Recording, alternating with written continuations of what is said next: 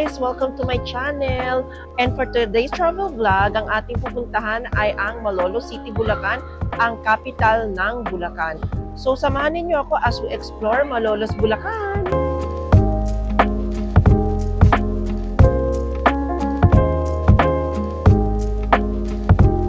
First stop natin ay ang Baraswain Church. Sa mga batang 90s dyan, kung abutan nyo yung 10 peso bill, sa likod nun makikita nyo itong iconic na simbahan na to.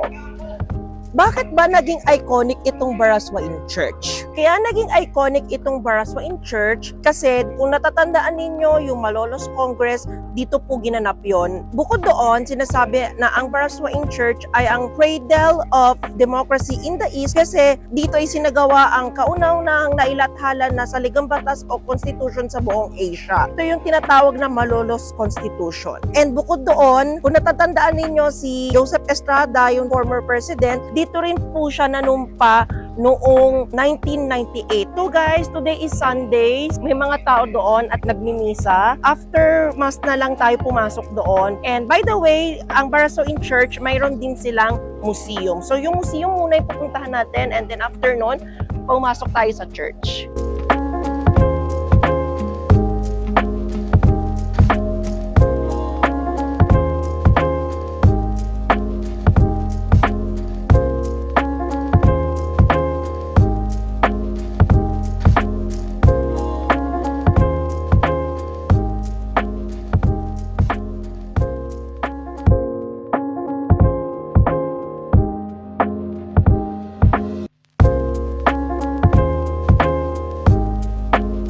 Yung museum hindi siya malaki but it's informative enough para maipakita yung history ng First Philippine Republic and yung Constitution. After kung magbisita sa museum, daan tayo sa church and of course magpe-pray tayo. As a prayerful person.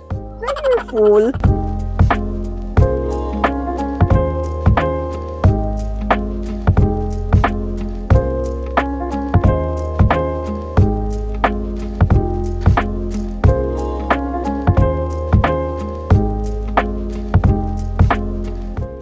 Init, grabe guys.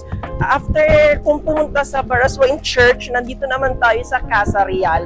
Itong Casa Real na ito, bago itong maging Political History of the Philippines Museum, dati itong opisina ng Gobernador Silio. Dito sa Political History Museum of the Philippines, makikita ninyo yung development ng politics in the Philippines from Hispanic period until the contemporary times. So, samahan nyo ako at nilibutin natin ang Political History Museum. And by the way guys, ang ticket dito ay free. So wala kayong babayaran.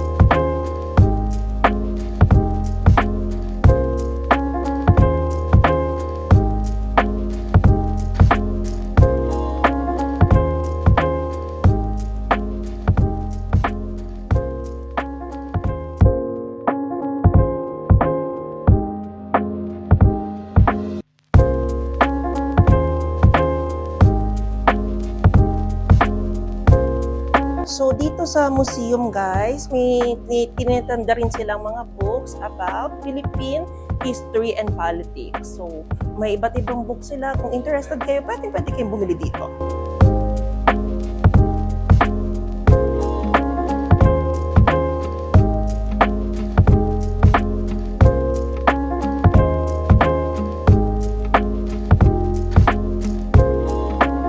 Meron pang isang sikat na simbahan dito sa Malolos. Ito naman yung Malolos Cathedral. Ito namang Malolos Cathedral ay ang seat of diocese ng buong Bulacan.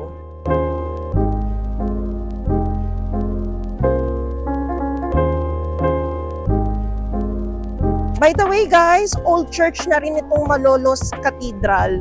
Panahon pa ng Kastila din to. Init, grabe.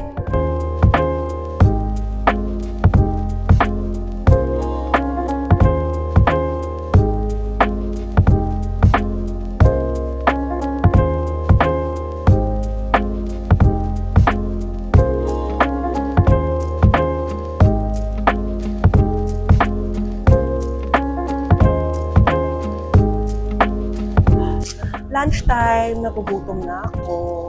So, punta ako dito sa Bistro Malilenyo. Isa sa mga restaurant na pinagmamalaki ng Malolos, Bulacan. So, ang nagustuhan ko dito sa Bistro Malilenyo nila guys ay meron silang tinatawag na Food of Our History. Food of Our History, sorry. Food of Our Heroes. So, ito yung Food of Our Heroes menu nila. Dito, sineserve nila yung mga sinasabing favorite food ng ating mga sikat na bayani dito sa Philippines. Ang proponent nito ay ang food historian na si Milagros Enriquez. Ang in-order ko sa kanila ay ang arroz a la cubana ni General Gregorio del Pilar. And by the way guys, nag-order din ako ng pinaso na dessert. So hintayin ko lang ang order ko and then kain tayo. Ayan na guys yung pinaso. Siyempre videoan ko. Ayan.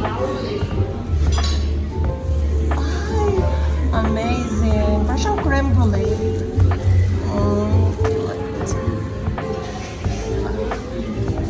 Thank you. Ito na yung in-order ko guys. Ang aras a la cubana ni Gregorio del Pilar and pinaso. So, try muna natin itong pinaso nila. Itong pinaso nila, actually, nakatikim na ako dati nito. So, na-miss ko siyang kainin. Yung pinaso is a custard, parang siyang leche flan, pero meron siyang crackers. And sa ibabaw niya, parang siyang creme brulee. Cute, no? Kain tayo, guys. Parang creme brulee. Gawin natin parang creme brulee. Gawin natin.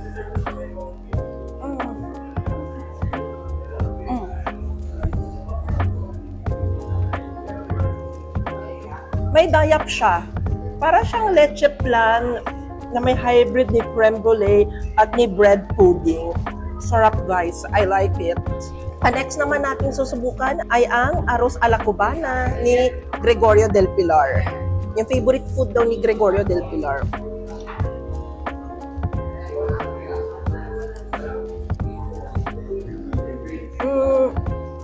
Typical na lasa ng arroz a la cubana.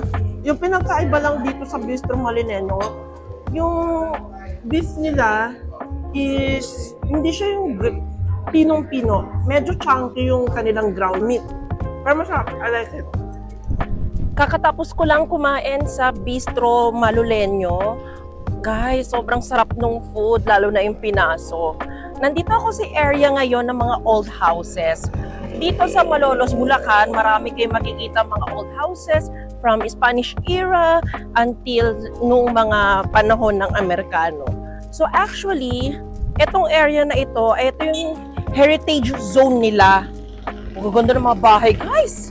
Shala.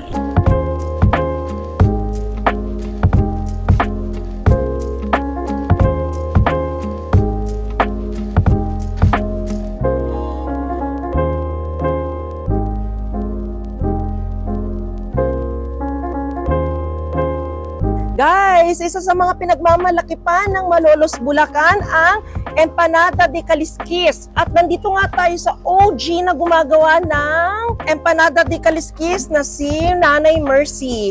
So itong recipe na ito ay almost 200 years na. O diba? Sobrang tagal na. Mas matagal pa sa relasyon nyo. Charot lang. Pero tikman natin yung Empanada de Calisquis ni Nanay Mercy. At tikman natin yung Empanada de Calisquis. Oh, not bad for only 95 pesos, oh. Kaya siya tinawag na Empanada de Calisquis kasi yung crust niya mukha siyang kaliskis ng isda. Ayan siya. Pakita ko sa inyo. Oh. Ay, flaky siya. Saka malambot. Ayun. Nahulog na. Sarap. Ang sarap, gabi. Flaky lang siya, guys. Pero masarap.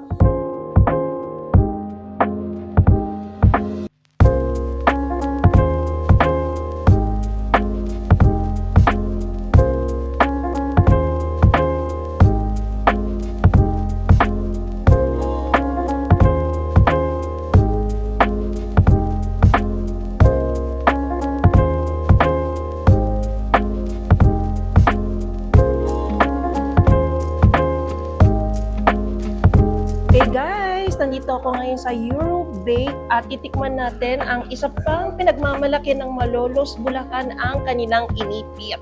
Tikim tayo ng isa. Kaya siya tinawag na inipit. From the word ipit, it means sandwich kasi dalawang layer siya ng cake tapos may filling sa gitna. So this is the original. Tikman natin. Sarap. Sarap siyang i-pair sa coffee or tea. Love it.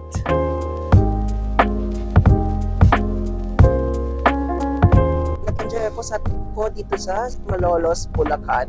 At ang dami kong natutuhan for today's video. So, yun lang guys. And don't forget to like, subscribe, and hit the notification bell para lagi kayong updated sa aking mga ganap. And also follow my social media accounts. And so, yun lang guys. Bye! Love you all. Okay na to.